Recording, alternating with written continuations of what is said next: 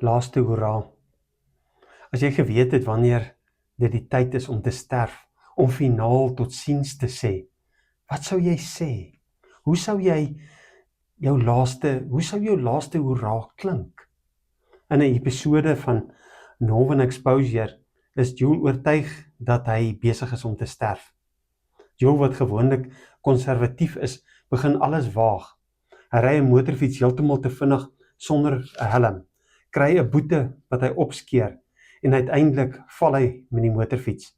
Alles terwyl hy geen berou het nie.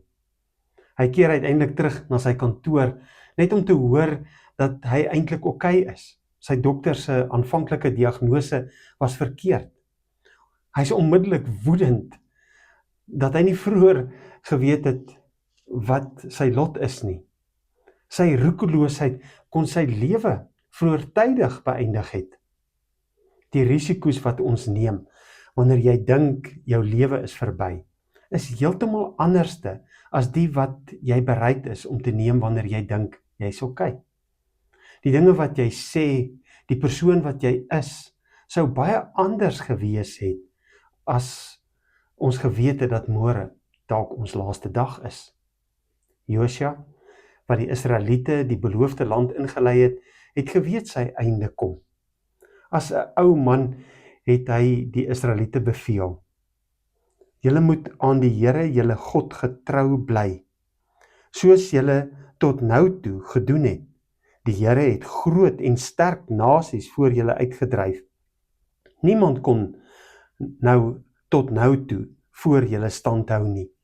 Een van julle jaag 1000 op loop, want dit is die Here julle God wat die oorlog vir julle voer, soos hy julle beloof het.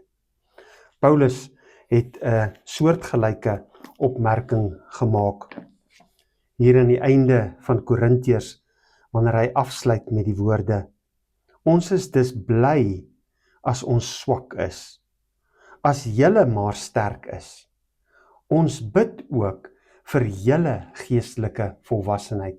Paulus het besef dat volwassenheid in Christus ons stryd uiteindelik op die regte plek plaas. Hy het sy brief aan die Korintiërs afgesluit deur op hierdie boodskap uit te brei in die volgende: verder broers, wees bly, streef na die geestelike volwassenheid, aanvaar vermaaning, wees eengesind, leef in vrede, en die God van liefde en vrede sal by julle wees. Wat sou jy sê as jy Joel of Josua of Paulus was?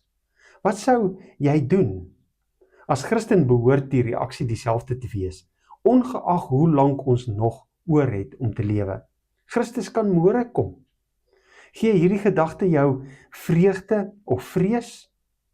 In tye van pyn, hartseer en teenstand, lyk dit dikwels asof ons wegdraai van ons groot doel in Christus. Hulle verbloem die kortstondigheid van ons tyd op aarde. Miskien is dit hoekom die psalmdigter dit die beste stel. In Psalm 60 sê hy die volgende: